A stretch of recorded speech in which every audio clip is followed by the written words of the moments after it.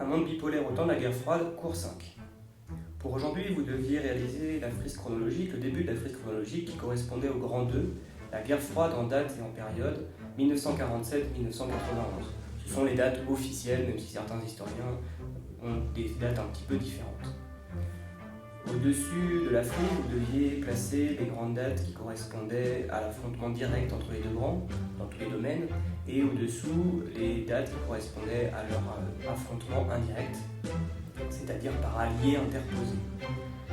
Il y avait deux couleurs à indiquer pour séparer l'avant 1962 et l'après 1962, c'est-à-dire la date la plus importante de la guerre froide, le point culminant de la guerre froide avec la crise des missiles.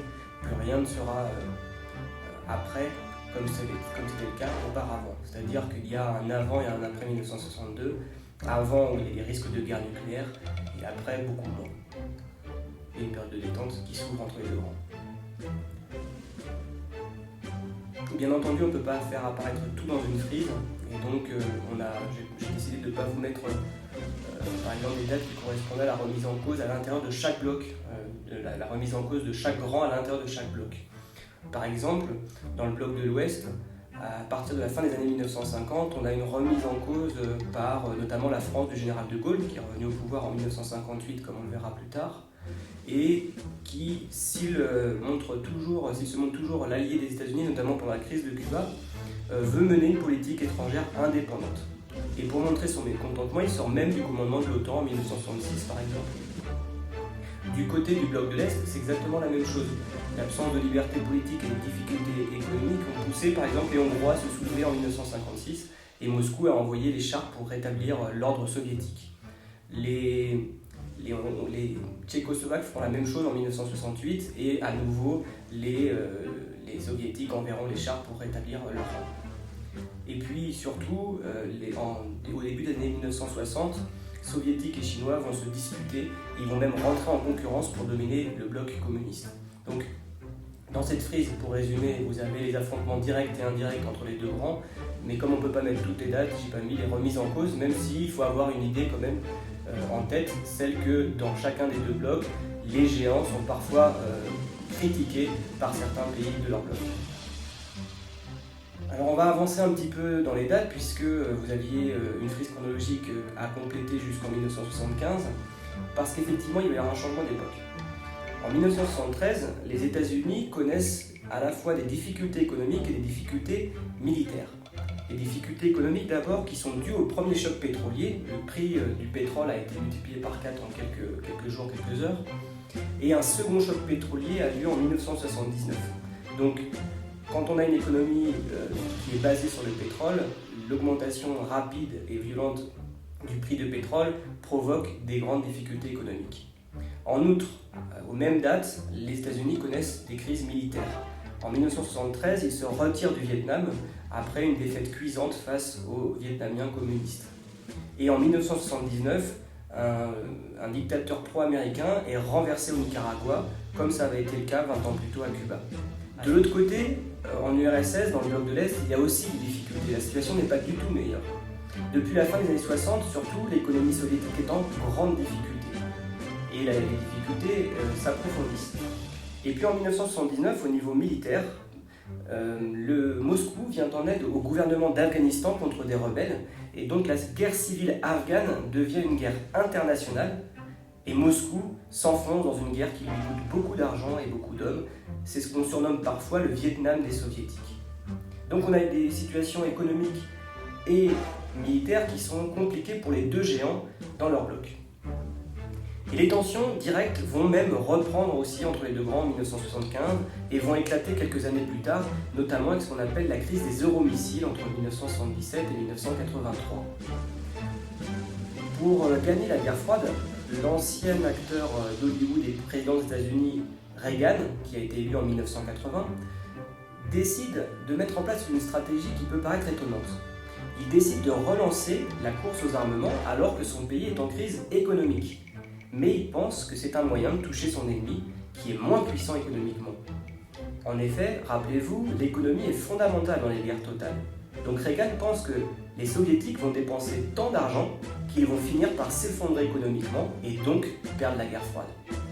Il relance donc la course aux armements en soutenant la production d'ogives nucléaires, comme on peut le voir sur ce graphique, mais aussi en lançant la réalisation d'un bouclier spatial antimissile que les médias surnomment rapidement la guerre des étoiles, référence à un film qui est sorti très peu de temps auparavant.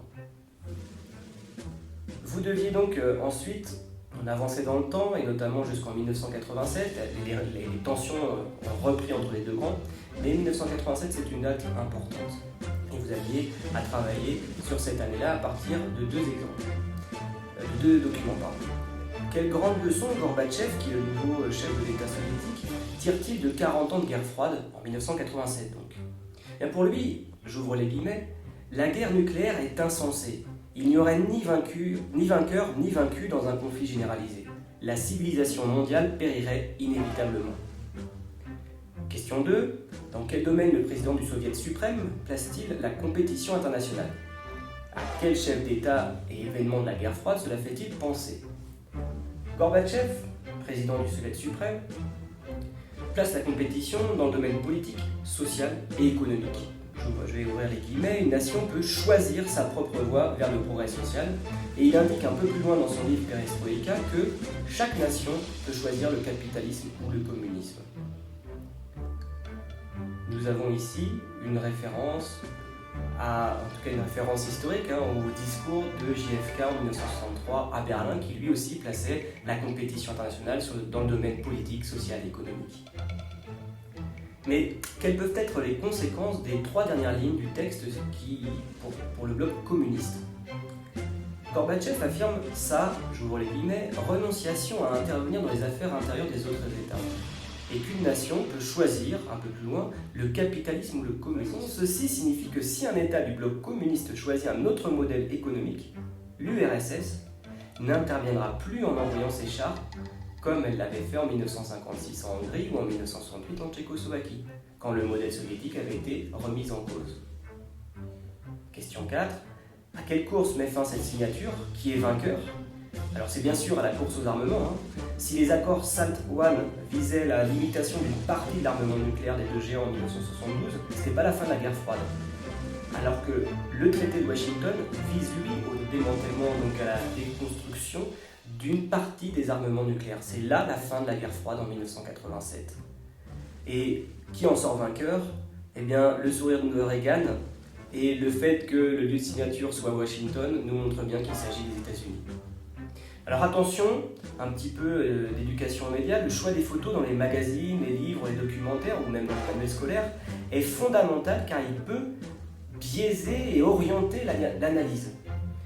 Si on avait dû analyser cette photographie, la deuxième, celle que vous êtes en train de voir, on aurait pu dire que les deux géants sont heureux de mettre fin à la guerre froide. Donc il faut faire attention et toujours réfléchir au choix des photos qui vous sont proposées. Question 5. Quelles sont les véritables raisons de la signature du traité ? Eh bien, c'est la crise économique qui touche l'URSS plus fortement que les États-Unis, comme l'avait prévu Reagan. Sur le graphique, en 1973, on voit que le PIB de l'URSS est égal à un peu plus de 40% de celui des États-Unis et qu'il descend sous la barre des 40% tout au long des années 1980. Dans la question, il était indiqué qu'il y avait un pluriel, donc il fallait au moins avancer 2 raisons. Si on a parlé de la stratégie de Reagan qui semble avoir payé, il ne faut pas oublier qu'il y a une deuxième raison, c'est la volonté du chef de l'État soviétique Gorbatchev d'arrêter la guerre froide, comme il l'avait dit dans son livre Perestroïka. Donc, le dirigeant soviétique Gorbatchev réagit en 1987, s'ouvre à la possibilité de mettre fin à la guerre froide, car il sait son pays vaincu sur le plan militaire. Mais il pense pouvoir sauver l'URSS au niveau économique, social et politique. Et pour cela, il va lancer 2 grands types de réformes qui sont appelées Perestroïka, d'abord, pour restructurer l'économie et relancer un certain progrès social en Union soviétique. Donc Perestroïka, c'est la restructuration de l'économie. Et la deuxième grande réforme s'appelle Glasnost, cela veut dire transparence. Et cette réforme est plutôt du domaine politique. Elle vise à adoucir la censure et à augmenter la liberté d'expression en Union soviétique. Mais en réalité, ces 2 réformes, la Perestroïka et la Glasnost, arrivent beaucoup trop tard. En 1989, les pays satellites d'Europe de l'Est en profitent pour faire tomber le rideau de fer. d'abord en Hongrie, et ils sortent un par un du bloc de l'Est, la Pologne, la Tchécoslovaquie par exemple. Or, on se rappelle qu'en 1987, 2 ans avant, Gorbatchev avait promis de ne pas intervenir comme l'avait fait l'armée rouge en 1956 et en 1968. Il respecte donc sa parole écrite dans son livre, et notamment lors de la chute du mur de Berlin en 1989.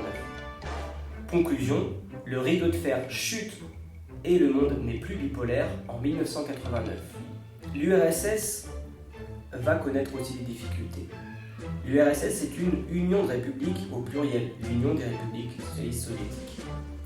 Or, prenant modèle sur les pays d'Europe de l'Est, les républiques soviétiques de l'URSS sortent petit à petit de l'Union, accèdent à l'indépendance, demandent leur adhésion comme nouveau pays à l'ONU et deviennent capitalistes. Alors on peut appliquer la méthode de dessin de presse que vous aviez sur le polycopier à tous les dessins de presse. De façon générale, ici on dessine une caricature qui a pour sujet la fin de l'URSS.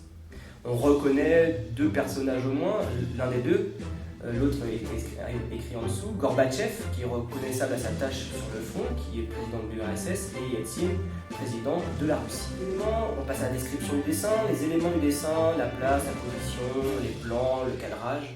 Qu'est-ce qu'on peut en dire? Il y a 4 personnages en file indienne, les uns derrière les autres, vus à hauteur d'œil, qui tiennent les drapeaux de l'Ukraine, de la Biélorussie, de la Russie, et qui, sans doute, on peut le supposer, tenait le drapeau de l'URSS. Et il défile de gauche à droite sur un seul plan, c'est-à-dire que le dessinateur a bien respecté le sens de lecture.